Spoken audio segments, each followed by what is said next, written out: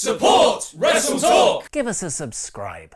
Hello and welcome to the WrestleTalk News. I'm Ollie Davis. Monday's episode of Raw saw Kalisto finally overthrow Enzo Amore from atop the Cruiserweight division and be hoisted onto his fellow wrestlers' shoulders as their new champion. The conclusion of an epic storyline that had been building for 7 days. Kalisto has since dedicated his title win to Eddie Guerrero, who would have turned 50 years old on the same day as Monday's episode, leading Rey Mysterio to tweet, "Gracias, what a birthday present for Eddie. He's smiling. You guys killed it. First ever Cruiserweight match in the main event for Raw. Hashtag making history." But it seems Kalisto winning the Cruiserweight title wasn't originally meant to happen. Dave Meltzer revealed on Wrestling Observer Radio that Monday's episode of Raw was rewritten several times on the day of the show, and some parts actually draw in. The women's match to decide Asuka's opponent for TLC was originally meant to be a three-way between Emma, Nia Jax and Alicia Fox, but that was then moved to next week's show in favour of a 6-woman tag, and then brought back again, this time as a 5-way between Emma, Jax, Fox, Bayley and Sasha Banks. This was reportedly so they could better promote Asuka's debut on the TLC Go Home show. The changing women's division plans are pretty evident in the commentary, where Michael Cole calls the match a fatal 5-way at the start, even explaining the winner will be the first one to get a pinfall or submission. But when Dana Brooke gets eliminated, he corrects himself. Apparently I had my rules mixed up. It's an elimination match. And the main event wasn't meant to be Kalisto beating Enzo Amore for the Cruiserweight Championship. It was meant to be Neville in a non-title bout. But it seems WWE just aren't on the Neville level. Pro Wrestling Sheet are reporting that Neville walked out on Raw before the show started, and Kalisto was put in his spot instead, despite only being signed to the Cruiserweight division the previous week and already having a title match scheduled for TLC. It's being said that Neville has requested his release from WWE. This was first reported by Twitter account Pro Wrestling Votes, who described themselves as an occasional breaking news provider. Pro Wrestling Sheet writes that while they haven't been able to confirm the information officially, their sources say there is some truth in that claim, and they point out that wrestler release requests aren't always immediately granted, like how Jack Swagger announced he'd quit the company on the 1st of March this year, but WWE didn't officially announce it until March 13th. F4W Online have also confirmed that Neville did indeed walk out before Raw started and appears to have quit the promotion, though WWE have denied that's the case. There's no news yet on why Neville walked out, but his last post on Twitter, all the way back on the 28th of September, not so subtly hints he wasn't that happy with the company. This atrocity is not on the Neville level. The King deserves better, WWE shop, with a picture of his official t-shirt. Neville wants to miss a jab at WWE. The Young Bucks seemingly offered Neville a place in the Bullet Club, tweeting him a picture of some significantly cooler merchandise. Neville had previously wrestled for New Japan in their Best of the Super Juniors tournament just weeks before signing his contract with WWE in July 2012. Neville or not, the Cruiserweight main event performed well in the ratings, with that and the Shield reunion helping Raw to 2.89 million viewers. But far more important are your ratings. 49% thought the show was core, while 34% agreed with me at average. Roman Reigns shoots on the Bullet Club, and what are 4 better teams WWE should have booked for the Shield reunion? Click the videos to the left to learn more, press subscribe and support WrestleTalk on Patreon. I've been Ollie Davis, and that